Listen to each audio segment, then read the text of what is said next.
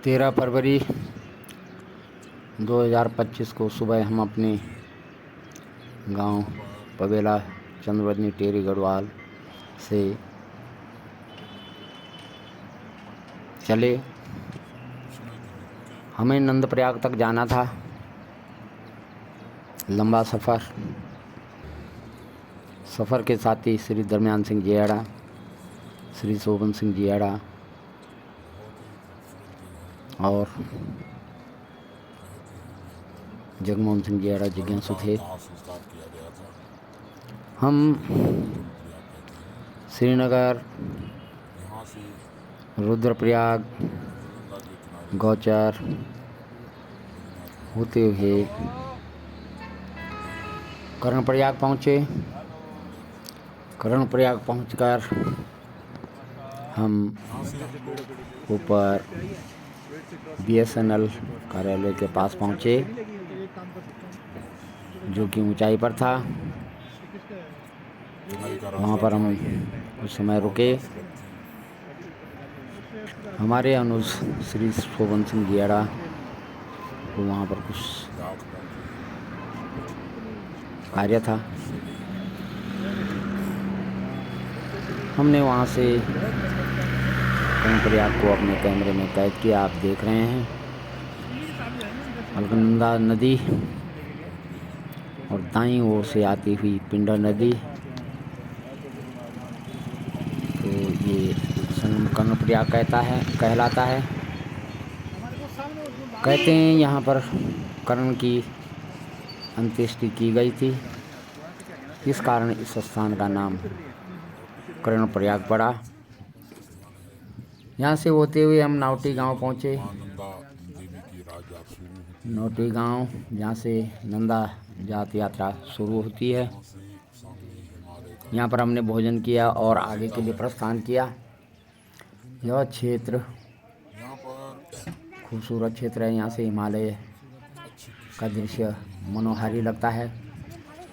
यहाँ से हम आगे बढ़े। आगे कठोर चट्टानी मार्ग था।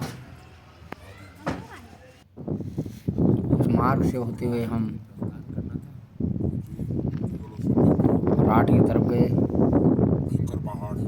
खंड गांव के पहले एक जगह पर ब्रांस खिले हुए थे।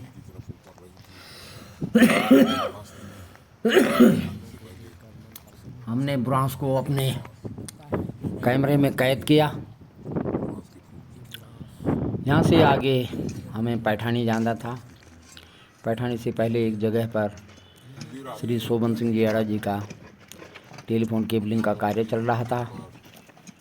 इस स्थान का उन्होंने निरीक्षण किया और इसी कारण हमें इस मार्ग पर आना पड़ा और हम पैठानी पामों होते हुए बुआखाल पहुँचे। बुआखाल से हम फिर पौड़ी होते हुए खान्यों सैन, घुड़दौड़ी और उसके बाद देवप्रयाग की ओर खोला चौरी पहुँचे। खोला चौरी पहुँचने पर हमें रात हो गई थी। हमने यहाँ पर BSR होम स्टे में एक बांस की हट ली और वहाँ पर रात्रि विश्राम किया। ठंड बहुत थी और ऊंचाई पर होने के कारण यहाँ पर बहुत हवा चल रही थी। रात्रि में हमने यहाँ से चंद्रोदय का खूबसूरत दृश्य देखा। सुबह उठने के बाद हम बाहर आए। धूप आ चुकी थी और हमें यहाँ से मुख्य आकर्षण था अपने क्षेत्र चंद्रवदनी चंद्रकूट पर्वत को निहारना। मौसम साफ नहीं था। हिमालय पर बर्फ़ भी कम थी क्योंकि इस बार बरसात बहुत कम हुई है। अब हमने यहाँ से सुंदर नज़ारों को अपने कैमरे में कैद किया। बहुत ही सुंदर दृश्य है यहाँ पर। घुड़दौड़ी घुड़दौड़ी इंजीनियरिंग कॉलेज भी यहाँ पर मौजूद है और यहाँ पर पर्यटक भी आते होंगे, इस कारण से यहाँ पर बहुत सारे होम स्टे खुल रहे हैं और कुछ चलन में है और कुछ बन रहे हैं। यहाँ पर एक और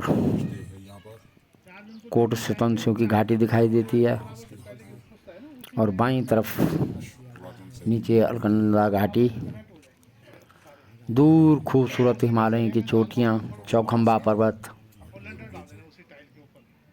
और यहाँ पर इस होम स्टे में बहुत ही सुंदर लैंडस्केपिंग की गई है। बांस की हट है यहाँ पर। कुछ पुरातन शैली के कमरे बनाए गए हैं पर्यटकों के लिए। बहुत ही सुंदर। पहाड़ पर धीरे धीरे हर जगह इस तरह के होम स्टे बन रहे हैं। पलायन को रोकने में इनका अच्छा योगदान हो सकता है। और पहाड़ में अब पर्यटक दूर दूर से आते हैं। पहाड़ों पर मौसम गर्मियों में भी अच्छा होता है। ये ऊंची जगह है, यहाँ पर शायद ये गर्मी का एहसास हो, क्योंकि सामने हिमालय है, चारों ओर खूबसूरत घाटियाँ, हरे भरे वन।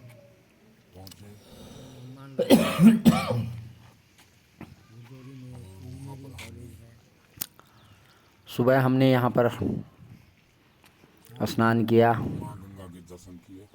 और नाश्ता किया। आज हमें देहरादून के लिए यहाँ से प्रस्थान करना था, इसलिए हम आए और हमने यहाँ से चारों ओर का नज़ारा निहार कर देवप्रयाग के लिए प्रस्थान किया। देवप्रयाग पहुँचने पर हमने अलकनंदा भागीरथी के संगम को और माँ गंगा को कैमरे में कैद किया। यहाँ पर रुकने के बाद हमने ऋषिकेश की ओर प्रस्थान किया। रास्ते में तोता घाटी पर हमें रुकना पड़ा, क्योंकि वहाँ पर पहाड़ का ट्रीटमेंट का कार्य चल रहा था। ये तोता घाटी है। तोता सिंह रांगड़ जी एक जाने माने ठेकेदार थे। जब ये पहले सड़क बनी थी तो उन्होंने यहाँ पर इस सड़क का निर्माण किया था। इस कारण इस स्थान को तोता घाटी कहते हैं। यहाँ से आगे चलते हुए हम कौड़ियाला, श्रीपुरी होते हुए, ब्यासी होते हुए ऋषिकेश पहुँचे। गर्मी कुछ ज़्यादा थी, क्योंकि आजकल इस बार बरसात तो हुई नहीं है। ऋषिकेश में काफ़ी गर्मी थी। अब हम आगे देहरादून की ओर चल रहे थे। रानी पोखरी, भानीवाला, डोईवाला होते हुए हम देहरादून के टोल ब्रिज पर पहुँचे।